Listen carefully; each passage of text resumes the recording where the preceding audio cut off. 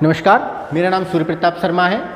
इससे पहले मैंने इंटरव्यू नाम का टॉपिक एक पढ़ाया था, आपको बताया था, जिसे कुछ ही लोगों के द्वारा पसंद किया गया, बहुत ज़्यादा उसको पसंद नहीं किया गया और काफ़ी कम लोगों ने उसको सब्सक्राइब किया। तो आज मैं दोबारा एक आपके लिए टॉपिक लेके आया हूँ। बीएड के 4th सेम का टॉपिक है, आकलन और अधिगम के सब्जेक्ट का टॉपिक है टेस्ट।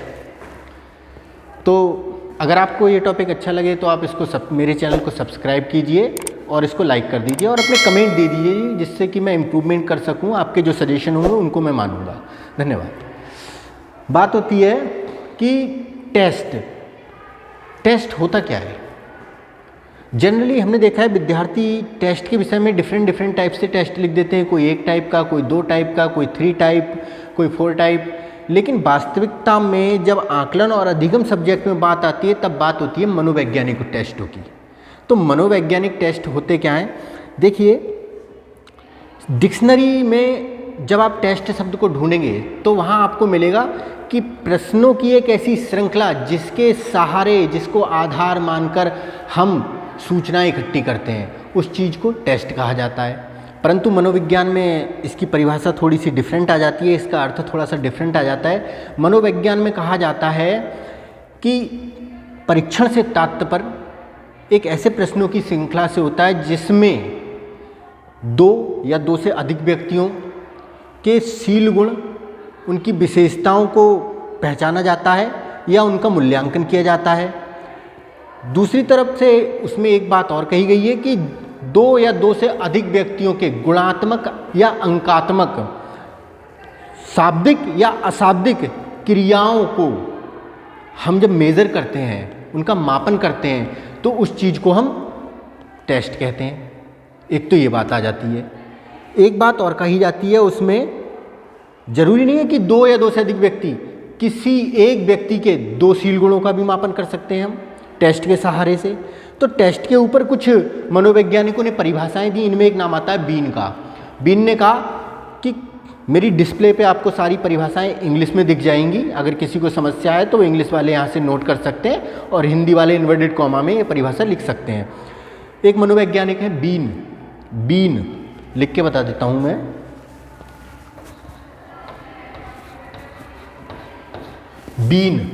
बीन ने कहा कुछ मानसिक प्रक्रिया, शील गुण या विशेषताओं का गुणात्मक मूल्यांकन करने या परिमाणात्मक ढंग से मापने के लिए उद्दीपकों का संगठित अनुक्रम ही मनोवैज्ञानिक परीक्षण कहलाता है।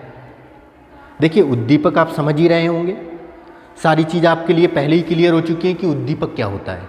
ठीक है, तो उन्होंने कहा कि कुछ मानसिक प्रक्रिया या मनुष्य के अंदर की कुछ ट्रेट्स, शील गुण की भी बात कर रहे हैं या कुछ और विशेषताओं की बात कर रहे हैं, जिनका गुणात्मक क्वालिटेटिव रूप में जब हम मूल्यांकन करने के लिए या फिर क्वांटिटेटिव रूप में उनका मूल्यांकन करने के लिए किसी विशेष उद्दीपक, यानी उद्दीपक का मतलब है कोई टूल, किसी प्रश्नों की एक ऐसी श्रृंखला, किसी भी प्रकार से जब उनका हम मेजरमेंट करते हैं तो उसको हम परीक्षण कहते हैं। इसी श्रृंखला में एक नाम और है फ्रीमैन ने बताया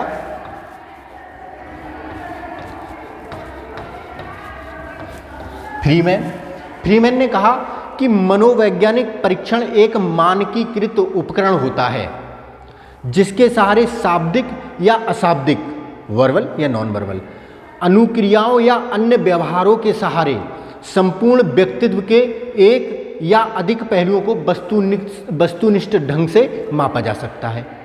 तो उन्होंने कहा मानकीकृत यानी स्टैंडर्डाइज्ड टूल होता है जिसके सारे पैरामीटर्स डिसाइड किए जाते हैं, इसके स्टैंडर्ड्स, नॉर्म्स डिसाइड किए जाते हैं। एक टेस्ट एक ऐसा टूल होता है जिसके सहारे व्यक्ति के वर्बली, जिसके सहारे हम व्यक्ति के लिए वर्बली या नॉन वर्बली अनुक्रियाएं, दोनों तरीके का हो सकता है। शाब्दिक रूप में हम उससे क्वेश्चंस कर सकते हैं, सांकेतिक रूप में भी उसमें क्वेश्चन कर सकते हैं, संकेतों के माध्यम से हम उसकी शील गुणों का मापन कर सकते हैं। या अन्य व्यवहार, जैसे बात होती है, अन्य एस्पेक्ट्स हो सकते हैं आपके बिहेवियर के, उन चीज़ों को चेक करने की बात हो सकती है, संपूर्ण पर्सनालिटी के। तो इन सारे पहलुओं को जब ऑब्जेक्टिव ढंग से, ऑब्जेक्टिव का मतलब होता है कि उसमें ऑब्जेक्टिविटी वाला गुण होता है स्टैंडर्डाइज्ड टूल में, इस सारे ढंग से जब उनका मापन करते हैं तो उसको हम परीक्षण कहते हैं। तो 2 परिभाषाएं होंगी, बाकी आपको बुक्स में आप देखेंगे तो आपको और भी परिभाषाएं मिल सकती हैं और आप उनको अपने अपने हिसाब से जो आपको परिभाषाएं अच्छी लगती हैं आप वहाँ से उनको लिख सकते हैं, आप याद कर सकते हैं। ठीक है, अब बात आ रही है, ये तो परिभाषाएं हो गई, अब बात होती है कि मनोवैज्ञानिक परीक्षण कितने टाइप के होते हैं। तो जनरली जो बात हुई है मनोविज्ञान में मनोवैज्ञानिक परीक्षण 6 प्रकार के माने गए हैं, या हम जनरली कह सकते हैं कि परीक्षण 6 प्रकार का होता है। तो पहला होता है on the basis of criterion of administrative condition, यानी कि उसके क्रियान्वयन के आधार पर किस तरीके से उसे अप्लाई किया जा रहा है उसके आधार पर हो सकता है। एक तो इन्होंने ये बात कही, इनमें इन्होंने बात की कि जो हम एडमिनिस्ट्रेशन के आधार पर या एडमिनिस्ट्रेटिव कंडीशन क्रियान्वयन की अवस्थाओं के आधार पर जब हम बात कर रहे हैं तो इसमें इन्होंने कहा 2 टाइप्स होते हैं, 2 टाइप्स। ठीक है, first is individual test and second is group test.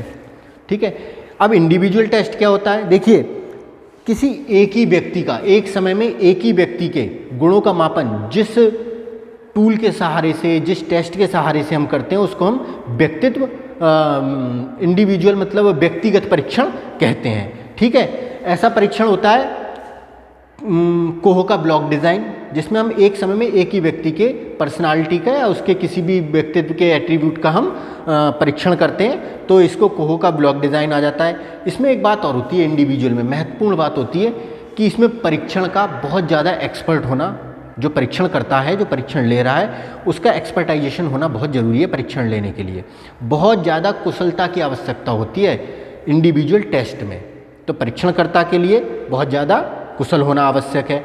दूसरी बात आती है ग्रुप टेस्ट की। ठीक है, फर्स्ट तो ये हो गया, सेकंड ये हो गया ग्रुप टेस्ट। ग्रुप टेस्ट की बात आती है यानी कि सामूहिक परीक्षण। सामूहिक परीक्षण एक ही समय में 2 या 2 से अधिक व्यक्तियों के किसी भी व्यवहार के या उनके विशेषताओं के शील गुणों का एक ही बार में मूल्यांकन इसके सहारे से किया जा सकता है। ठीक, जैसे इसमें आपका आ जाएगा जलोटा जी का मानसिक बुद्धि परीक्षण। जलोटा जी का जो मानसिक बुद्धि परीक्षण है वो इसमें आ जाएगा। एक ही समय में एक ही परीक्षण से कई लोगों के हम मानसिक बुद्धि का परीक्षण कर सकते हैं, उसकी योग्यता का आकलन हम कर सकते हैं। दूसरी बात आती है इसमें on the basis of criterion of scoring.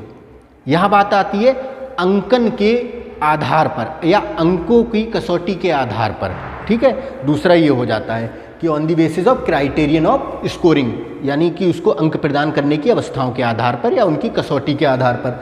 तो यहाँ जब बात आती है तो उन्होंने कहा 2 टाइप्स होता है, फर्स्ट इज ऑब्जेक्टिव, देन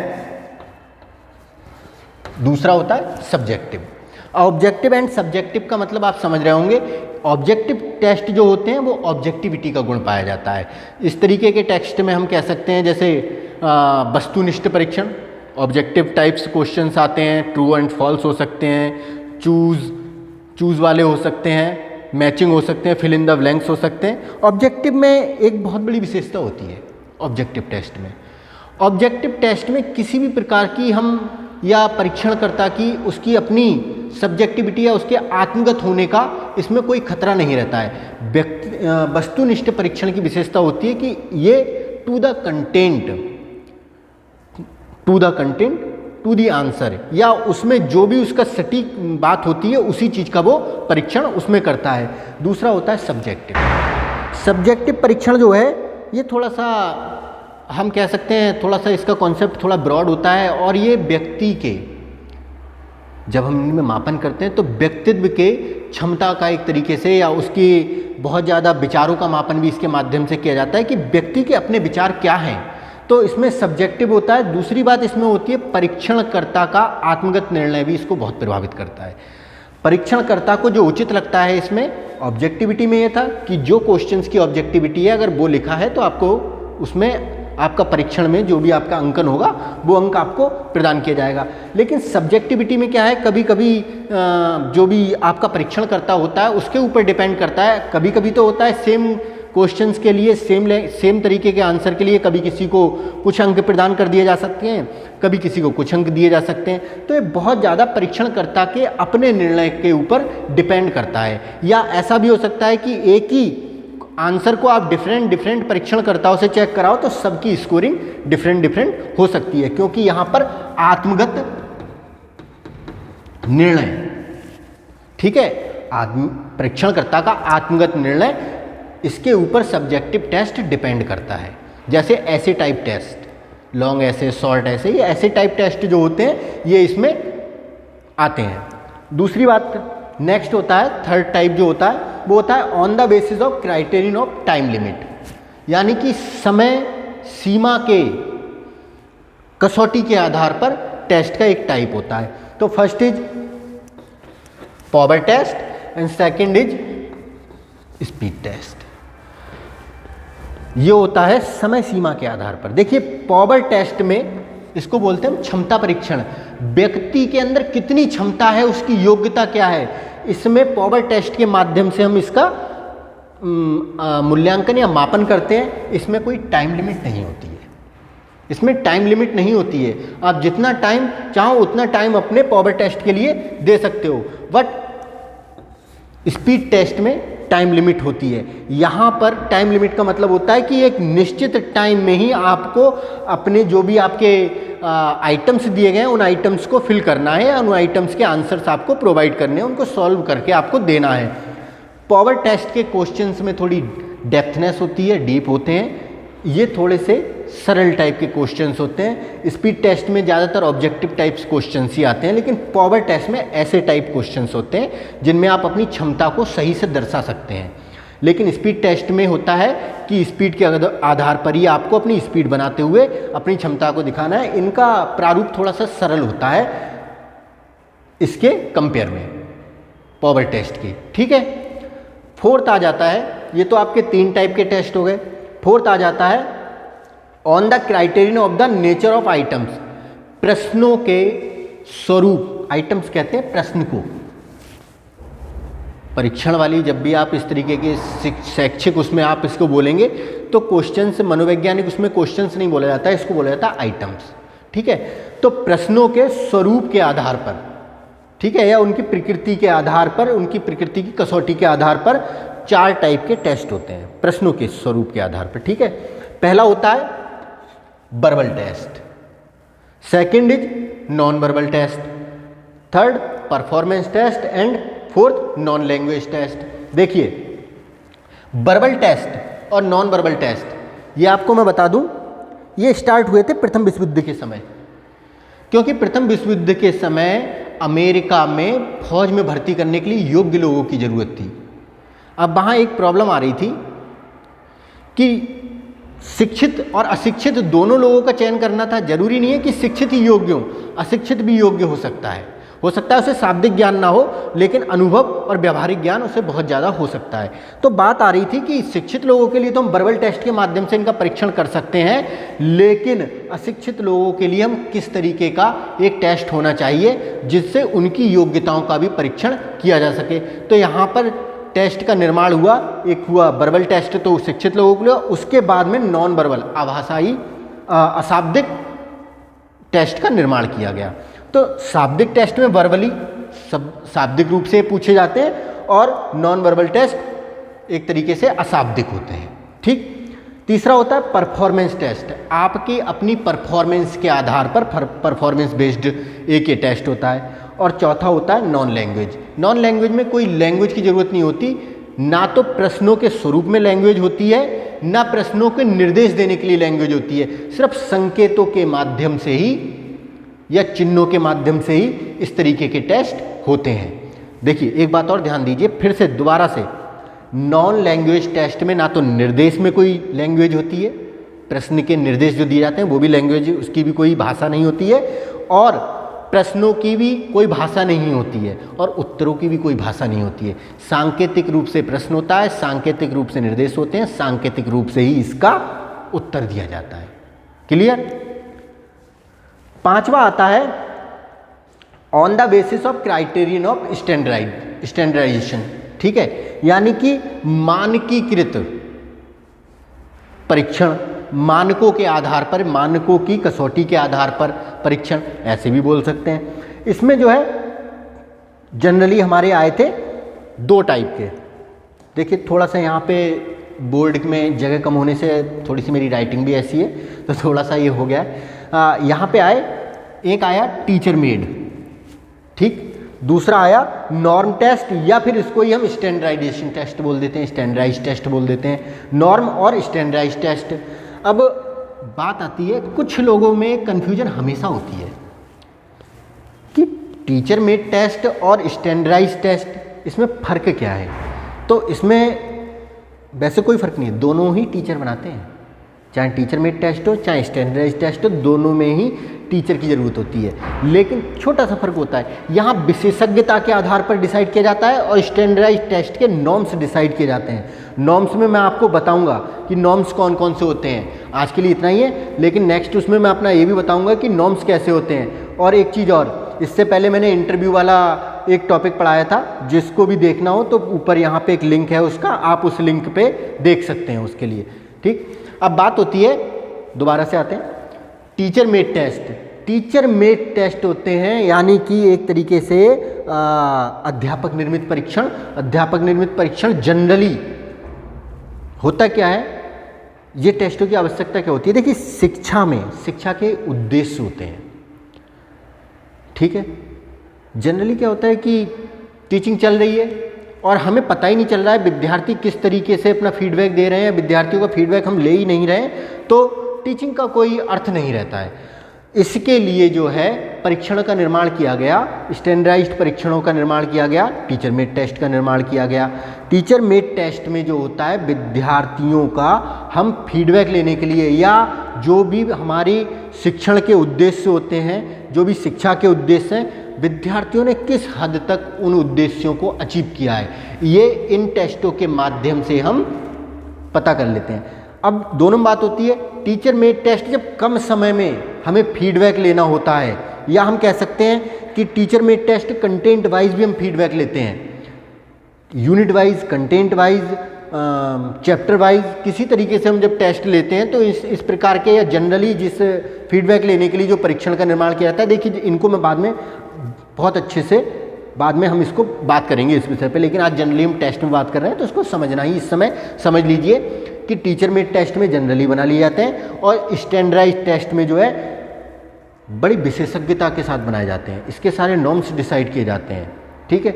और ये जो है ज़्यादातर पूरे सिलेबस के जितने ऑब्जेक्टिव्स होते हैं, उन सारे ऑब्जेक्टिव्स को चेक करने के लिए ही बनाया जाता है। अब इसके थोड़ी सी बात आ गई थी कि नॉर्म्स में या स्टैंडर्डाइज्ड में, तो इसके स्टैंडर्ड या नॉर्म्स जो डिसाइड किए जाते हैं, उसमें एक तो होती है ऑब्जेक्टिविटी, एक होती है रिलायबिलिटी, एक होती है वैलिडिटी, एक उसकी प्रैक्टिबिलिटी भी हो सकती है, ठीक है। दूसरा होता है उसके नॉर्म्स। इनमें काफ़ी चीज़ें आ जाती हैं, इनके ऊपर हम कभी गहराई से बात करेंगे। नेक्स्ट पॉइंट आ जाता है कि छठा पॉइंट है, 5 तो हो गए आपके।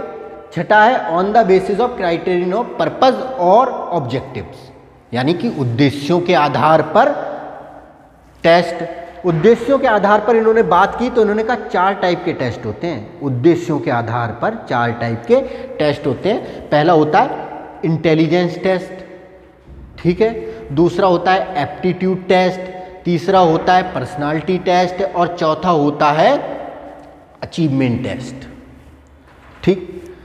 इंटेलिजेंस टेस्ट में जब किसी की व्यक्ति की मानसिक बुद्धि का हम परीक्षण करते हैं तो उसमें इंटेलिजेंस टेस्ट आता है इसमें, यानी कि मानसिक बुद्धि का परीक्षण करने के लिए या बुद्धि का परीक्षण करने के लिए इंटेलिजेंस टेस्ट का निर्माण किया जाता है। और एप्टीट्यूड में किसी की जब हम एप्टीट्यूड को चेक करते हैं तो उसमें जो है हम एप्टीट्यूड टेस्ट होता है। पर्सनालिटी में किसी के संपूर्ण व्यक्तित्व का हम अगर वो करते हैं, परीक्षण करते हैं, उसका मूल्यांकन या मापन करना चाहते हैं तो वहाँ पर्सनालिटी टेस्ट होता है। Then achievement test. Achievement test में कि आपने कितना अचीव किया, एक तरीके से आपके जो भी ऑब्जेक्टिव्स थे, आपने उन ऑब्जेक्टिव्स को कितना अचीव किया, उसके लिए हम अचीवमेंट टेस्ट का निर्माण करते हैं। तो ये 6 टाइप के टेस्ट थे। पहला था हमारा क्रियान्वयन की अवस्था के आधार पर, इसमें 2 टाइप के थे, याद करना है आपको। दूसरा था अंक प्रदान करने की या अंकन की कसौटी की अवस्थाओं के आधार पर, इसमें भी 2 टाइप के थे, पहला ऑब्जेक्टिव, दूसरा सब्जेक्टिव, ठीक है। तीसरा था टाइम लिमिट के आधार पर, समय सीमा के आधार पर। चौथा था आपका आइटम्स की प्रकृति या उसके स्वरूप के आधार पर। नेक्स्ट है आपका 5वां स्टैंडर्डाइजेशन के आधार पर, ठीक है। नेक्स्ट उसके बाद में आपका था ऑब्जेक्टिव्स या पर्पस के आधार पर।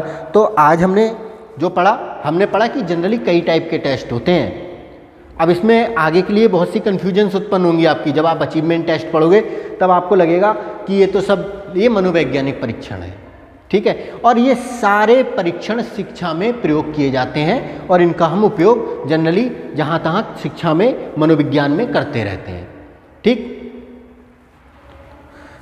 अगर वीडियो अच्छा लगे आप लोगों को तो एक बार फिर से आप लोगों से मेरा निवेदन है कि अगर आपको वीडियो अच्छा लगता है तो आप इसको जो है सब्सक्राइब कर दीजिए बेल आइकन पर क्लिक करके।